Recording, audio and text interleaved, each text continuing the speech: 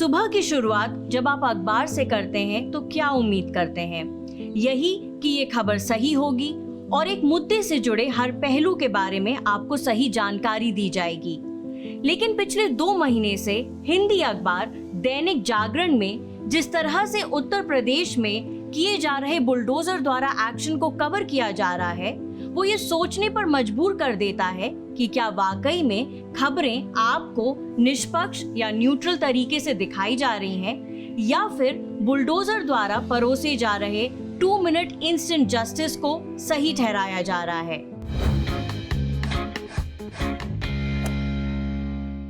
अप्रैल से लेकर मई के बीच दैनिक जागरण में छपी बुलडोजर से रिलेटेड कुछ खबरों पर नजर डालते हैं। अप्रैल 2022 में बदायूं जिले में एक सिंथेटिक पनीर बनाने वाली फैक्ट्री को गिराए जाने की खबर प्रकाशित होती है। स्टोरी की हेडलाइन है, बदायूं में सिंथेटिक पनीर मिलते ही ढहा दी सपा नेता की फैक्ट्री।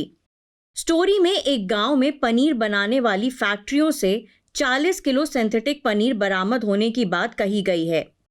आगे ये भी बताया जाता है कि जिस जमीन पर फैक्ट्री थी वो सपा के जिला उपाध्यक्ष मोहतशाम सिद्दीकी के कब्जे में थी।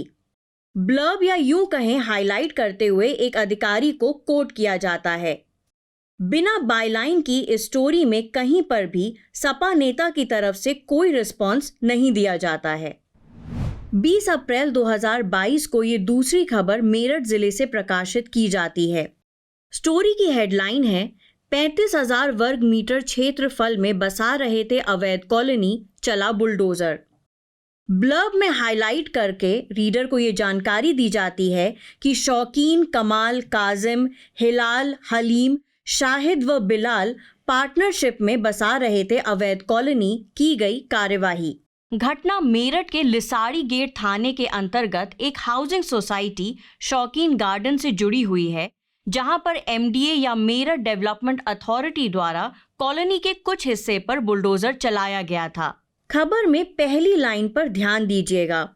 उत्तर प्रदेश में दूसरी बार योगी सरकार के गठन के बाद से अवैध कॉलोनियों पर मेरठ विकास प्राधिकरण एमडीए का बुलडोजर लगातार चल रहा है। पहली स्टोरी की तरह इस न्यूज आइटम में भी जिन लोगों के बारे में बात हो रही है उनका पक्ष रखने की जरूरत नहीं समझी जाती है। मार्च 2022 में आदित्यनाथ के दोबारा जीतने के बाद से उत्तर प्रदेश में बुलडोजर लॉ एंड ऑर्डर का एक नया पर्याय बनकर उभरा है।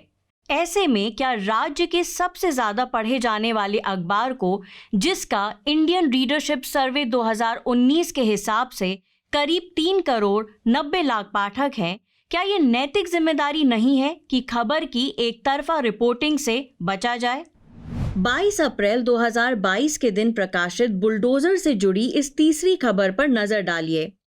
हेडलाइन है, सपा नेता की पुत्रवधू के अवैध मकान दुकानों पर चला बुलडोजर। मामला था पूर्व बीजेपी विधायक रहे रोशन लाल वर्मा से जुड़ी जमीन का। वर्मा चुनाव के ठीक पहले सपा में शामिल हुए थे। स्टोरी में घटना के 4 दिन पूर्व का यानी 18 अप्रैल के दिन रोशन लाल वर्मा के रिएक्शन का जिक्र किया जाता है। कहा जाता है कि कोट 18 अप्रैल को दूसरी बार पैमाइश में भी सरकारी जमीन पर कब्जा साबित होता देख रोशन लाल वर्मा डीएम के सामने पहुंच गए थे। भावुक होकर कहा था कि राजनीतिक प्रतिद्वंद्विता में कार्यवाही की आशंका है, बुलडोजर चलने से बचा लीजिए, अनकोट। बहुत अजीब बात है कि घटना के दिन वर्मा का रिएक्शन नहीं लिया जाता है, बल्कि उन्हें एक बेचारे व्यक्ति के रूप में पेश किया जाता है। अप्रैल की इन तीनों न्यूज आइटम में एक कॉमन बात नोट करिएगा। पहला, बिना रिपोर्टर के बायलाइन की खबरें। दूसरा, हेडलाइन में उत्तर प्रदेश में बीजेपी की विरोधी पार्टी सपा को मेंशन करना। तीसरा, ब्लर्ब में या तो अधिकारी का रिस्पॉन्स या फिर मुस्लिम व्यक्तियों का नाम प्रकाशित करना। 25 अप्रैल 2022 के दिन एक full page feature Dainik Jagran में फिर से बुलडोजर को डेडिकेट किया जाता है। इंट्रो में दुष्ट के साथ दुष्टता की संस्कृति पर अमल करने की बात कही जाती है और फिर रीडर्स के लिए 4 कॉलम्स छापे गए हैं। इनमें थोड़ा बहुत बैलेंस आपको देखने को मिलता है। एक ओर जहां उत्तर प्रदेश के पूर्व डीजीपी रहे विक्रम सिंह बुलडोजर के प्रयोग को जनमानस में प्रशासन के प्रति विश्वास स्थापित करने का जरिया बताते हैं, वहीं पूर्व न्यायाधीश जस्टिस एस.एन. ढींगरा अदालतों को अवैध कॉलोनी की अनदेखी करने के लिए जिम्मेदार बताते हैं। वो ये भी कहते हैं कि जो प्रदर्शनकारी 1 साल तक कृषि कानून के नाम पर राष्ट्रीय मार्ग को बंद कर सकते हैं, वो कभी लुटियंस दिल्ली, जिनकी अदालतें तरफदारी करती हैं, वहां के मार्ग क्यों नहीं रोक पाते हैं। आखिरी के 2 कॉलम्स में बुलडोजर को संवैधानिक नियमों का पालन करने तथा नौकरशाही की हार के रूप में बताया गया है। जर्नलिज्म का एक प्रिंसिपल होता है जिसे हम राइट ऑफ रिस्पॉन्स कहते हैं। अगर आप किसी भी व्यक्ति या ऑर्गेनाइजेशन पर स्टोरी फाइल कर रहे हैं तो उन्हें 24 से 48 घंटे का समय दिया जाता है अपनी बात रखने का। अगर ब्रेकिंग न्यूज़ है तब भी रिपोर्टर का ये फर्ज है कि वो जो पीड़ित पक्ष है उनका या उनके वकील का पक्ष रखे। बीबीसी की एडिटोरियल गाइडलाइंस में राइट ऑफ रिप्लाई को फेयरनेस ऑब्लिगेशन का नाम देते हुए ये कहा गया है कि राइट ऑफ रिप्लाई का कोई फॉर्मेट निर्धारित नहीं है। ये एक इंटरव्यू हो सकता है या फिर एक स्टेटमेंट, ये सिंपली एक फोन कॉल भी हो सकता है। 1997 में गार्डियन अखबार ने अपने यहाँ रीडर्स एडिटर नाम की एक पोजीशन की शुरुआत की, जिनका काम था पाठकों की शिकायतों को अखबार तक पहुंचाने का। 2009 में उस समय की रीडर्स एडिटर शोभीन बटरवर्थ अपने एक आर्टिकल में, जिसका शीर्षक है beyond right to reply how we set the record straight, में लिखती हैं किस तरह से उन्होंने अपने ओपन डोर कॉलम के माध्यम से कुछ मुद्दे जैसे कि ऑनरिफिक या किसी व्यक्ति को कैसे संबोधित किया जा रहा है, ओपिनियन पोल्स, जोक्स और यहाँ तक कि किन मुहावरों का उपयोग किया जा रहा है, इसको सुलझाने का प्रयास किया है। इसके लिए समय समय पर वो एडिटोरियल टीम को मेल के माध्यम से भी अवगत कराती रही हैं। क्योंकि दैनिक जागरण ने इस प्रिंसिपल की अनदेखी की, न्यूज लॉन्ड्री ने दूसरे पक्ष का व्यू जानने का प्रयास किया। देखिए ये लोग क्या कहते हैं। हमें ना कोई नोटिस दिया गया, ना हमें कोई सूचना दी गई। तहसीलदार बदायूं मौके पे पहुँचे और उन्होंने वो पनीर पे कार्रवाई की। पनीर की जो भट्टी गांव में जो खाली जगह पड़ी होती है तो उस पर लोग घूरा डाल लेते हैं, डल्लम खड़ा कर देते हैं, ट्राली ट्रैक्टर खड़ा कर देते हैं, कंडे का बठा लगा लेते हैं। मतलब गांव के लोग खाली जगह इस्तेमाल कर लेते हैं अपने समय के हिसाब से। और जब वो अपना ट्राली ट्रैक्टर का यूज होता है तो वहाँ से हटा लेते हैं।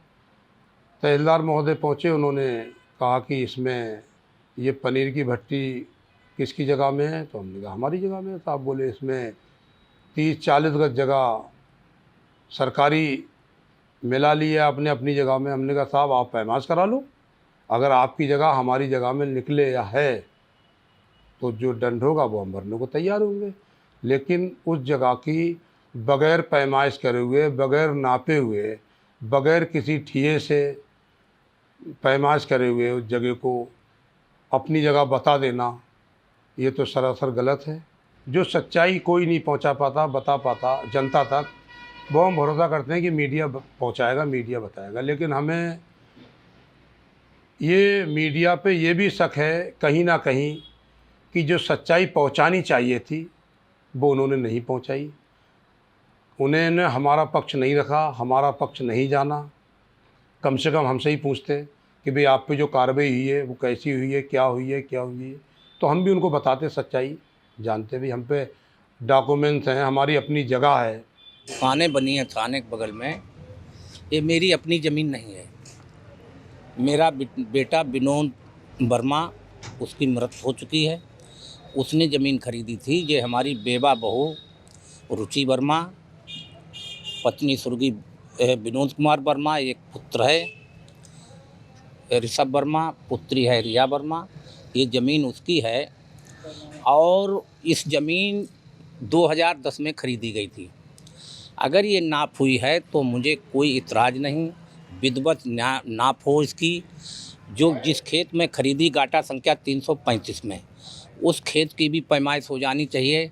जहाँ पर मिलजुला नंबर हैं तो मिलजुला जो काश्तकार हैं उनकी भी नाप होनी चाहिए। लगातार हो रही बुलडोजर द्वारा कार्यवाही का एक पहलू और भी है, जिसमें कानून के जानकार इस तरह की कार्यवाही पर सवाल उठा रहे हैं।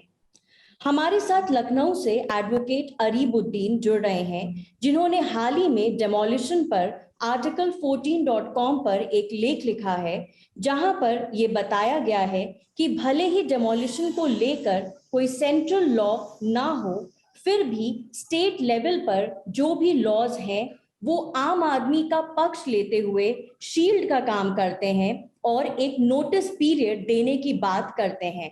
जो भी पीड़ित पक्ष है, अगर हम न्यूज़ रिपोर्टाज की बात करते हैं तो उनकी बात रखना कितना ज़रूरी है, क्योंकि जिन स्टोरीज पर हमने फोकस किया है, तमाम स्टोरीज पढ़कर भी मुझे विक्टिम का वर्जन नहीं पता चलता है। तो उनकी बात जानना कितना ज़रूरी है, आप अगर इस पर थोड़ा सा हमें बता पाएं। देखिए, ये उतना ही ज़रूरी है जितना कि एक कोर्टरूम में दोनों पार्टी को सुनना ज़रूरी होता है। क्योंकि अगर एक आप पत्रकार हैं, तो पत्रकार का सबसे पहला काम होता है कि दोनों पक्ष के जो भी रीज़न्स हैं या फिर जो भी उनके संवेदन हैं, उनको सुन के उसके ऊपर स्टोरी करना। अगर कोई ऐसा रिफ्लेक्ट हो रहा है किसी न्यूज़ आइटम से कि एक ही साइडेड स्टोरी है, that would do miscarriage of justice to the person whose house, जिसके घर को तोड़ा जा रहा है। क्योंकि अगर मान लीजिए कल को मेरा घर है या आपका कोई भी ऐसा मकान है जो तोड़ा जा रहा है और ऐसा लिखा जाए कि ये अवैध जगह था या फिर इलीगल कंस्ट्रक्शन था और हमारा पक्ष लिखा ही ना जाए, तो जो भी रीडर्स हैं, ज्यादातर ऐसा देखने को हिंदी न्यूज़पेपर्स में मिलेगा आपको, तो जो भी रीडर्स हैं उनका डायरेक्ट मतलब if you go through the statistics, UP में भी काफी लोग हिंदी न्यूज़पेपर्स पढ़ते हैं। तो बहुत जरूरी है कि लोकल लैंग्वेज के न्यूज़पेपर्स सही खबरें उससे कैरी करें, जिस तरह से और कुछ पोर्टल्स करते हैं, दोनों तरह का सुन के। जैसे कि आपने अपने आर्टिकल में भी लिखा है कि हमारे देश में सुप्रीम कोर्ट ने राइट टू शेल्टर को भी डिफरेंट जजमेंट्स में फंडामेंटल राइट के इक्विवेलेंट माना है, and such a judgement goes back to 1985। इसके अलावा 2019 में भी ऐसा ही एक जजमेंट दिया गया है। ऐसे बैकग्राउंड में ये जो सारे जजमेंट्स हैं, इनके कॉन्टेक्स्ट में जब हम इस तरह के स्टोरीज देखते हैं जिनमें एक तरीके से ये दिखाया जा रहा है कि demolition is actually helping the administration in maintaining law and order.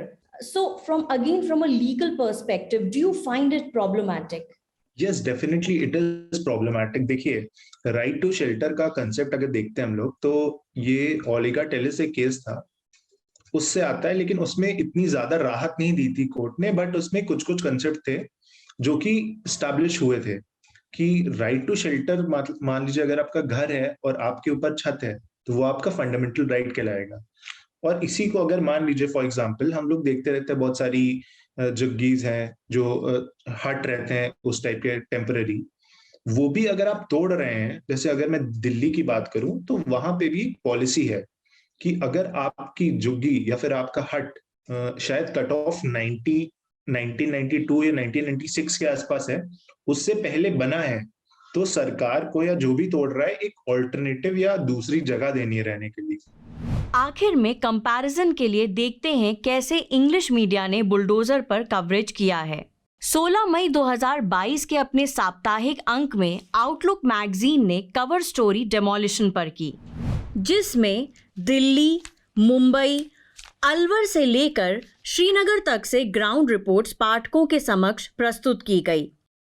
Her article में बुलडोजर और डेमोलिशन वाली पॉलिसी पर सवालिया निशान खड़े किए गए और ये भी दिखाया गया कि किस तरह देश में आज भी डिस्प्लेसमेंट को लेकर, चाहे Maharashtra housing and area development authority हो या फिर जम्मू डेवलपमेंट अथॉरिटी, 80s और 90s से लेकर अभी तक कोई ठोस कदम नहीं उठाए गए हैं।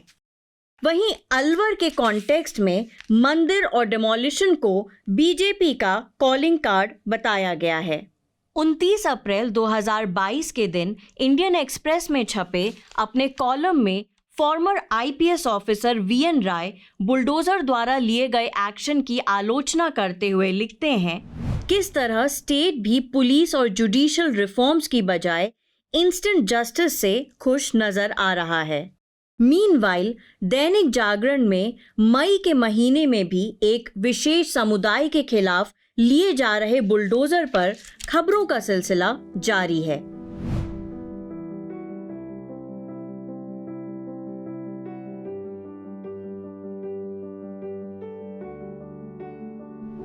इसलिए न्यूज लॉन्ड्री में हम इंडिपेंडेंट मीडिया को सपोर्ट करने की बात करते हैं, क्योंकि हमारी जवाबदेही पब्लिक की तरफ होती है।